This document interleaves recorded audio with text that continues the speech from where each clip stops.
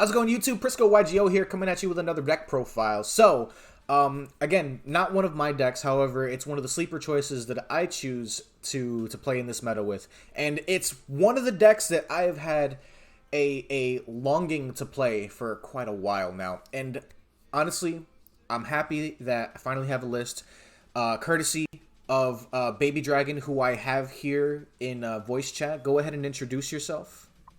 Hello, YouTube. I played in the GG4Free, and I placed fifth with some generators.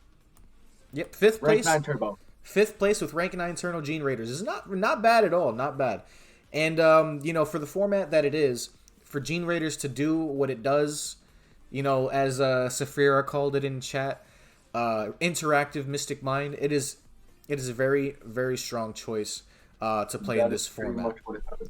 It is pretty much what it is, yes. So I'm gonna go ahead and switch scenes here, and then we can go over the deck profile. So, what we've got so far, right? We're starting off with 3 Lopter. This is your main normal summon of the deck. This guy is like he quick effect tributes himself to summon another Generaider, correct? Yeah, it's a quick effect tribute for cost, so it dodges Imperm, Yep. um, and Valor and anything that targets on field to that. Special summon a level 9 generator. Uh, he's basically another way to get to your field spell with one of the level 9s. Okay. Also, he has got a secondary continuous effect. Give all generators during your opponent's turn 1,000 attack and defense, which actually does come up a lot. And the whole gimmick with generators is you can only control one of them at any time. So I can only have one Lopter on the field at a time. I see. I see. Okay. And so now going forward, we also have 3 Har. This is your just generic Omni Negate, correct? Like this card, I remember people were playing this in a lot of different decks in conjunction with Boss Stage because of how powerful it is. What I see it more like teched in the most is Pendulum, because it's a level 9 that has no summoning restriction, and it's just an Omni Negate. Also, it's got the dark Dark Law-esque effect where if your opponent adds a card from their deck to their hand, except during the draw phase, you can make them send a monster from their hand or field to grave. I see. It does Okay. kind of suck that it's their choice, but yeah. Um, and back to the Lofter. A lot of people, the way I explain it to people, it's a quick effect Lone Fire Blossom. Pretty much all it is. Yeah, and I remember like when Mystic Fighters first came out, and I think that was the set that this deck was released in. People were playing Yeah. Lone Fire Blossom because Lone Fire Blossom came out in the set, and it did what the deck needed it to do. Because what Lone Fire Blossom did was it got you to Martel, which got you to boss stage, Yeah, exactly. Okay, which is basically what Lofter does, but better. I feel that. All right, so moving forward, we have 2 Hela, Generator Boss of Doom. So this one says It's a quick effect, tribute a generator or a zombie, and monster reborn a generator or a zombie monster from the grave with a Oh, different name than the one you tributed on field. interesting. So this card right here can just get you back all your resources, and like let's say what is this? So Lopter is during your opponent's turn. It's a quick effect, right? Or It's no, during just your during the opponent's main phase. during the main phase quick effect, yes. So during the main, so you can main summon Lopter, main phase quick effect, summon something else, right? And then or go into Hela, and then if you already have boss stage in hand, Hela during your opponent's turn can summon Lopter back from the graveyard. Lopter then quick effect summon something else. Plus you have boss stage Yeah, already. I can see this deck being very, very strong. yeah. Oh, the one like the main reason we play Hella is just because one, it also helps you dodge Imperm. Yeah. Because like if you have let's say any generator in grave, and you're using like let's say a Har, and you're tributing 2 tokens or anything else, and they try to impermanent, you can chain Hella tribute the Har, and all of your effects will drop. You can also bring back that Har that you tributed. I see. Um, Okay. similar to Chakadine, where if you have a live target when you activate it, you can bring back the detach. So the thing about that is that if you use hard that same turn, there's no point in bringing him back, right? You would want to bring There, back there, something else there- because it's a hard once per turn. yes, it's more of just that's in the situation of you're using the negate effect, or you've only used one of them, because it Oh, does okay. have 2 effects. Also, it's just if you have Lofter on the board, it's a 4K butt. That's true. That's true. Okay, Beast that's understandable. All right, so now moving forward, we're also playing 2 copies of Utgarda, the Generator boss of Delusion. Yeah. This is just like a living castle, like kind of reminds me of a Final Fantasy boss, if I'm being honest.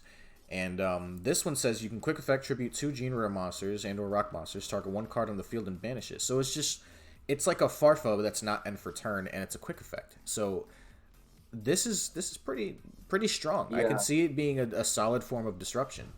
And the main reason I'm playing 2 of this is because I tested with 1 and I liked it, but with decks like Eldritch and Drytron and a lot of those graveyard functioning decks, this is a Cosmic Cyclone for anything, and it doesn't even have to be face up.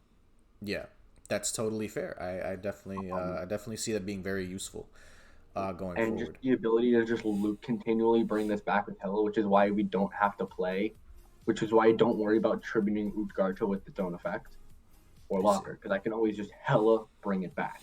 That's true. Okay.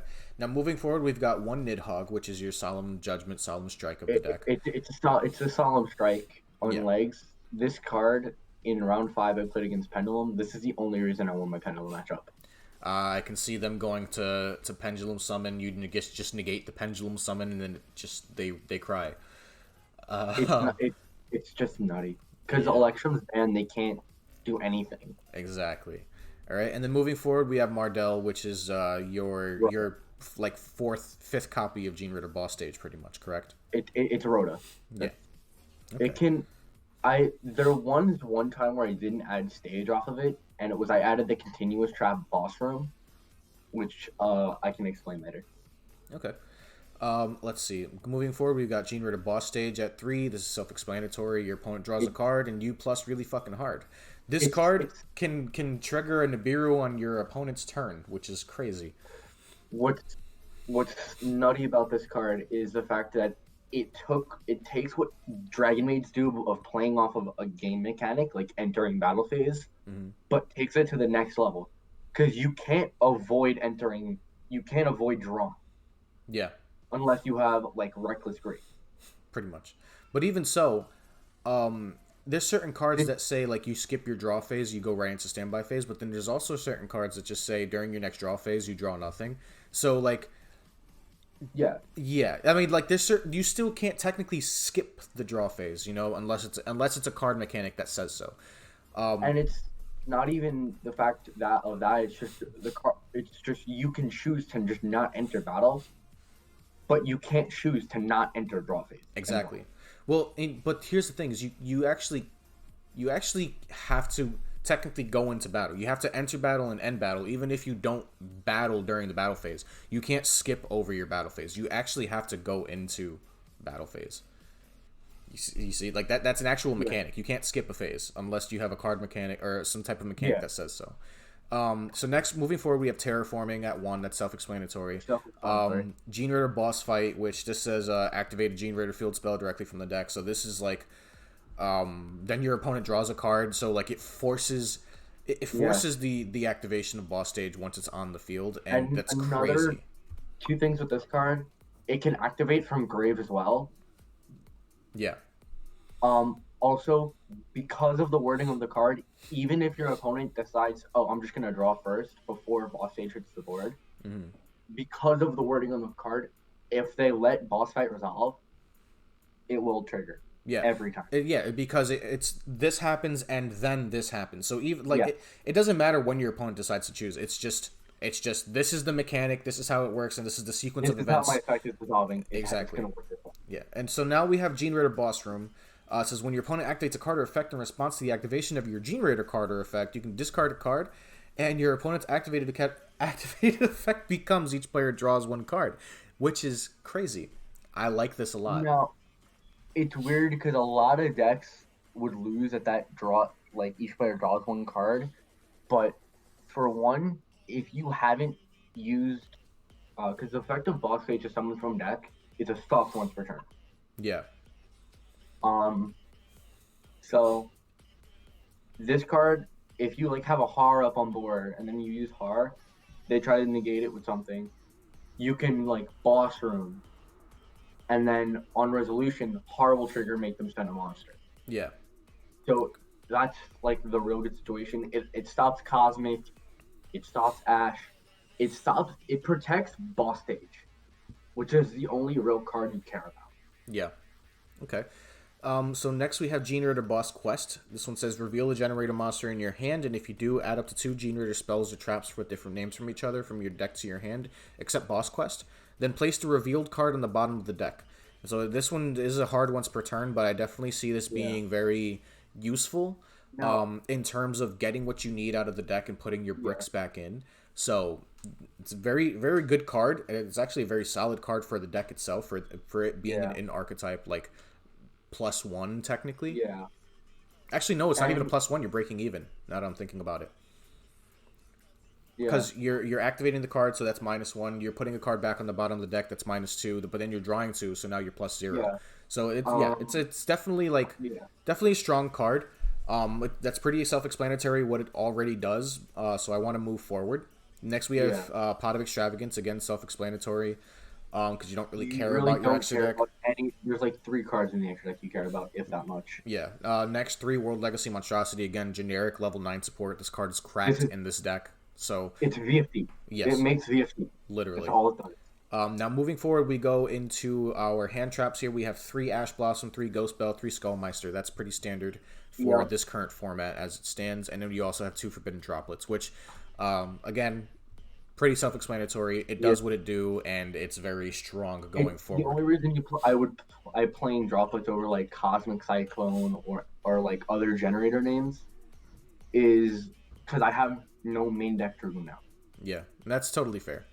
So now moving into the side, I don't want to really go too much into the extra deck because you don't really care about it. But going into the side, you've got one Cosmic Cyclone and 1 Harpy's Feather Duster. Why just 1 Cosmic? Because Utgarta is just a better Cosmic in archetype that's searchable. And going into this, back row really wasn't my worst matchup. Like, I really didn't care about a back row deck. My only fear in the entire tournament was Drytron and Dino. I faced none of either. That's fair. Okay. Moving forward, you have 2 evenly matched, again self-explanatory. Droll, which is still really strong.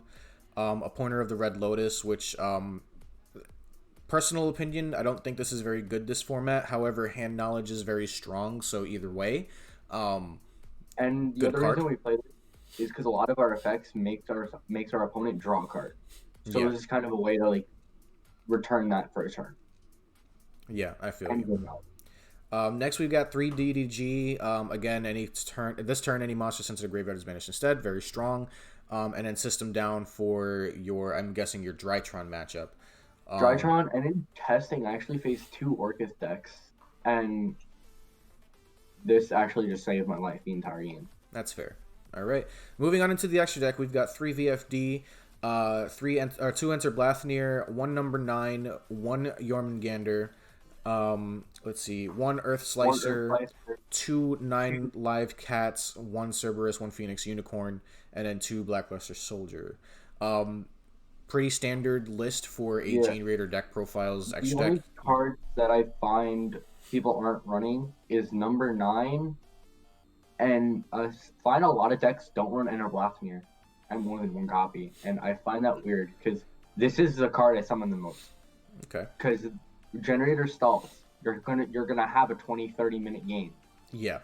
So you're putting your opponent into a top deck situation very easily. So just summoning Enter Blathnir and just banishing that card from hand or banishing a card from grave. This is your other Dragoon out as well because that's a non-targeting banish. That makes a lot of sense. And then number 9 was like I didn't want to play a third 9 Lives Cat or another rank 9. And this is kind of like a stall card as well. Like if you don't see the field spell, but you have a way to like if you open like Lopter Monstrosity, you can still make the rank 9. Okay. So awesome. Sounds good, man. Well, I mean that pretty much wraps up the deck profile. Is there any final shout outs that you want to give today? Anything you want to say before we cut the video? Of course to you, Prisco.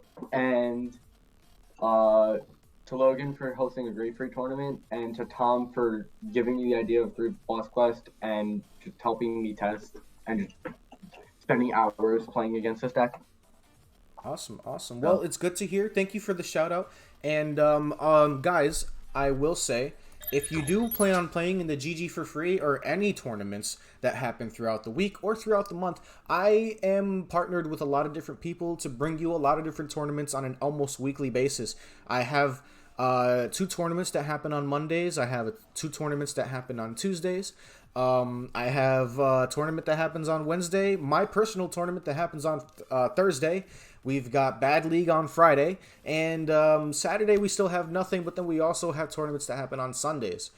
We've also got a really big case tournament happening February 6th, if I'm not mistaken. And I'm going to leave the information in my Discord, which I will leave the link to down in the description below. So, thank you for watching. Thank you for being here. Remember, you matter. Stay hydrated. My name is Prisco YGO. Have a wonderful day. Peace.